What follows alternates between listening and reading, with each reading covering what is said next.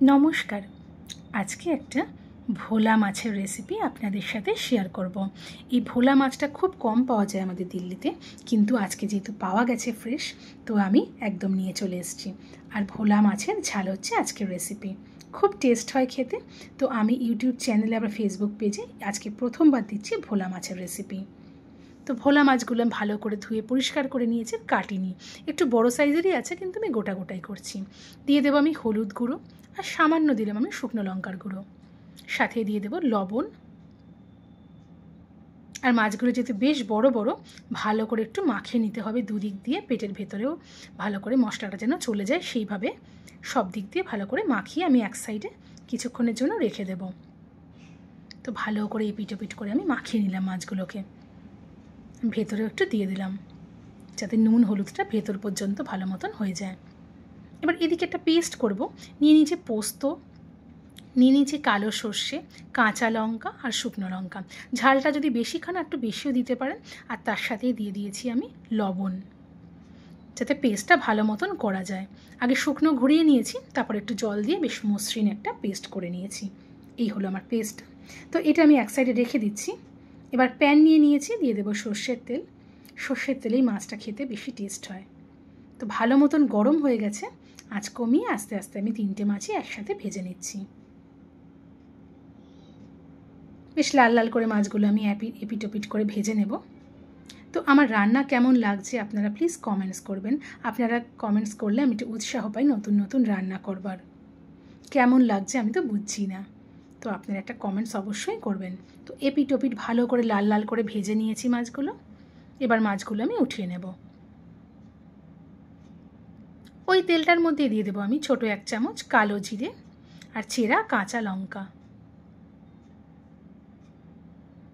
এখানে চাইলে কাঁচা লঙ্কা বাটাও দিতে পারেন। দিয়ে একটুখানি কাঁচা লঙ্কার ফ্লেভারটা আসবে আর কালো জিরে ফ্লেভারটা আসা পর্যন্ত আমি ভাজবো। হয়ে গেছে, ফুটে গেছে কাঁচা লঙ্কাগুলো।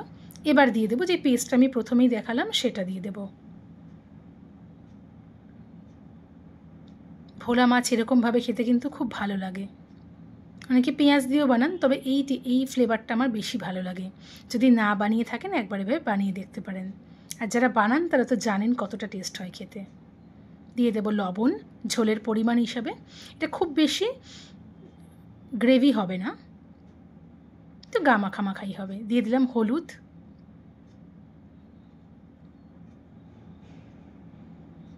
আর দেব শুকনো লঙ্কার গুঁড়ো।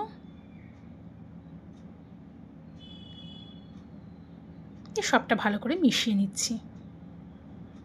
ভীষণ সহজ রান্না, যারা নতুন তারাও এই রান্নাটা করতেই পারেন, তবে মাছ ভাজার সময় একটু সাবধানে ভাজতে হবে। আর বাকি রান্নাটা তো ইজিই আছে। সর্ষে খুব বেশিক্ষণ ধরে জাল করা যাবে না, তাহলে তেঁতো হয়ে যাবে। তাই জন্য আমি আঁচটাকে মাঝারেই রেখেছি। দিয়ে আমি সর্ষেটা একটু প্রথমে ভেজে নিলাম। এবার আরেকটু জল আমি দিয়ে দিলাম, কারণ 3টে মাছের হিসাবে ঝোলটা একদমই কমে যাবে। আর এটাও ফুটতে ফুটতে আর একটু কমে যাবে। এবার মাছগুলো আমি একে একে দিয়ে দিচ্ছি। এটাও কিন্তু গরম ভাতের সাথে খেতে খুব ভালো লাগে। যারা মাছ প্রেমী তাদের এই রেসিপিটা কিন্তু খুব ভালো লাগবে।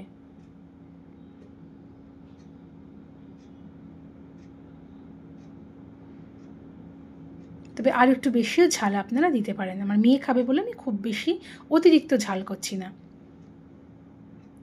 এই ঝালটা কিন্তু বেশ ঝাল ঝাল হলে দারুণ লাগে খেতে, লঙ্কা চিপে গরম ভাতের সাথে। আর যদি লেবু থাকে আরও ভালো লাগে।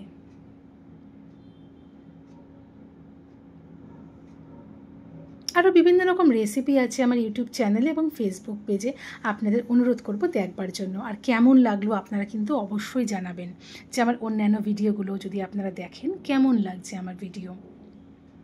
তো ব্যাস এতটা মতন হয়ে গিয়েছে, আর বেশি জাল দেব না। একদম শেষে দিয়ে দিলাম বড় 1 চামচ মতন সর্ষের তেল। এতে ঝাঁঝটা কিন্তু দারুণ লাগবে খেতে।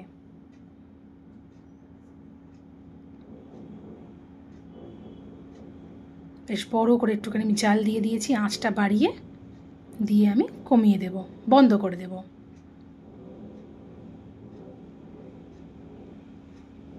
বেশ এই তৈরি হয়ে গেল আমার ভোলা মাছের ঝাল। কেমন লাগলো অবশ্যই জানাবেন কিন্তু।